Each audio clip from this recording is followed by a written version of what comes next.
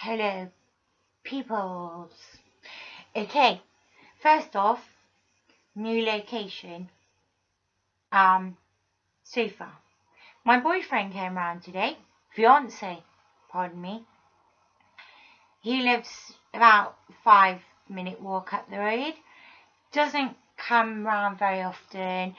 I'm not going to elaborate on that because he is ill in his own way, and I'm not prepared to go any further with that. But essentially, yeah, he came around, and the reason that I have a new location is because he helped me rearrange my living space. So yeah, this is where I'll be when I make my videos from now on. Anyway, I thought, right, I'll stick to the theme of writing or what I've written or something for a couple of days. And going back to, oh God, years ago, I was actually married for 8 years. Yeah, I was married for 8 years. Not to my son's father, but to somebody else. But weirdly, me and my son, and me and my son's father, and me and my ex-husband are all still friends. And, you know, if one of us needed, you know what I mean, it's all amicable, which is really good. Anyway, there's a reason for this background info. When things were starting to go a little bit wrong with my marriage, which basically was down to me. Oh yeah, I got arm gloves on again. Arm gloves. Yeah. The way I would deal with a lot of crap that was going on was either to just get fucking really hammered, and yeah, but I could vent in the form of, once something had passed, I could write about it, whether it be funny, disturbing, dark, whatever. It would help me to to process what had happened. Oh God, having a baby. Via the means of writing about it. Anyway, essentially, when my son were about, I think he must have been about 12 or 13, he just started high school, so like year 7 or 8 or whatever. From the village we lived in when I was married, there was a school bus that took all the kids in the village to the high school that they went to, unless you chose to go somewhere else, but otherwise it was the default high school. What heck? Yeah. And anyway, something happened. Lots of things happened. My son was not one to be, well, I don't know what to say about my son. He's brilliant, but I'll read you what happened because I had to write about it a week or so later because I was very, very, very, very angry and pissed off, and my husband was even more angry and pissed off, even though our marriage was kind of going at the time. But I wrote about it, so I'm going to read it to you. It's not a poem, it's purely writing, and when I do speech marks and all of that, it's because it's, yeah, you'll see what I mean. Just put my cigarette out. Not wearing sunglasses today because A, I am not a movie star, and B, the sun's not out. I can just see black clouds. Right, okay. Where's it gone? Where's it gone? Right, okay. I will read it to you. is called bass treble. Welcome to my East End style shameless life. The one about Max and the bass window. Well, it was a usual morning in the Werther household. I was in my PJs, fag hanging out my mouth.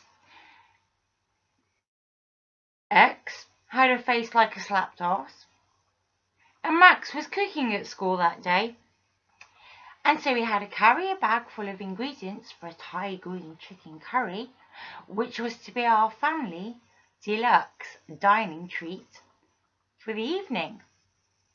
In brackets, subject to end result, of course. So, off he goes to get the school bus, and the face went off to work. So, a couple of hours later, there I am, fag still in gob, PJ still in place, when the phone goes. Ooh, don't recognise this number. Maybe it's about a possible job. I was looking for a job at the time because I was made redundant. It was 2009. It was when... Yeah. No. It's the school head of department. Mrs. Johnson? Is your son Max Johnson? Yes, but I'm Mrs. Worthington, in brackets. True, shameless style, broken home scenario probably going through his mind. I felt like Waynetta Slob. However, close brackets. There was a fracas on the bus this morning. Shit, methinks. A stone was thrown. Go on, methinks. It hit the window of the front of the bus and shattered the glass. Methinks. Bollocks, Max, you little sod. And, not more surely, the glass went all over a girl at the front seat. In my head, is she dead? Please God tell me she's not dead. The girl went to hospital as a matter of caution. Thank the Lord. Turns out the girl it was the same girl who'd called for Max earlier in the week, and I'd screamed at her when I answered the door as she rang the bell 17 times, I counted. I was on the phone at the time and became irate by her persistence. However, the conversation went on to explain to me that he would be excluded from lessons for that day. He would have to make a formal apology to all those involved and would have to pay for the replacement of the bus window, and not be able to ride the bus to school for the rest of the term. I was a little upset.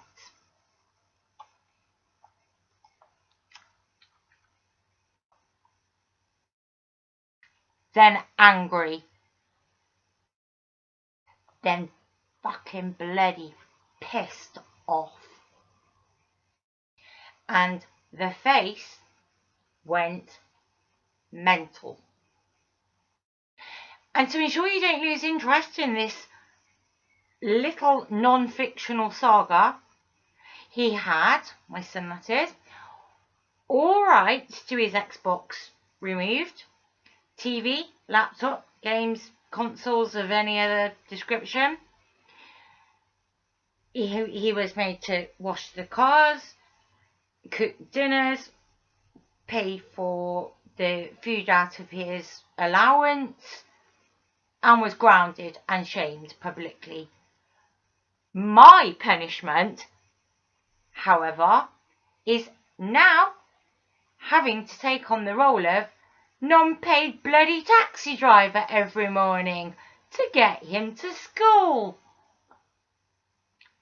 Turns out, what caused the incident in the first place was that Max was worrying about me and Keith and our impending health problems. Mine we know all about from previous updates. My ex had been to the hospital and found out his spine and knee were buggered up and will eventually need surgery. And apparently all of this had worried my son. So, yeah, when he got to the school bus, a small group of them normally get off early and walk the rest of the way to school. And better not be for having a crafty cigarette or something. Although it turns out, years later, I discovered it was because they were having a crafty cigarette. However, that morning, Max said no to the group of friends that got off the bus early, as he had all his cooking stuff on it. It then turned into a bit of a taunt about Max and his overtly overprotective tendencies towards his bag of chicken fillets and coriander, and ended in a little flat polished pebble that Max kept in his blazer pocket as a kind of charm or something, being globbed with a little force at the lad at the front of the bus. The rest is history. I will say that I was told afterwards by the bus driver the other kids tried to cover for Max and he owned up straight away, which was a very small plus. However, he was also in tears for about 2 hours following the incident. Bless him.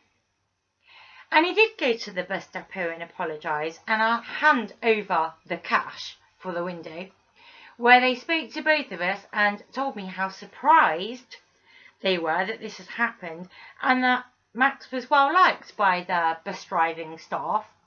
Again, a small plus, but still. All is well now. And hopefully, that is the end of that one. Until next time. SJW, and there is a date on here, because unfortunately I can't see it.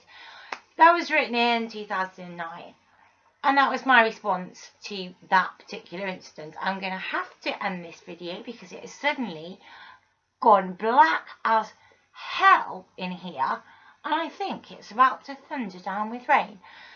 Hope you enjoyed that story. Well, it's a true story, or whatever, but yeah, I wrote about it. I've now been divorced for like 6 years. My son is now 19, nearly 20, and yeah, a lot has gone on since, but that's why I felt I could share that now, because now it's just, to me, bloody funny. Anyway, I am going to go because there is no light. Oh, there is no light. Anyway, yeah. Stop.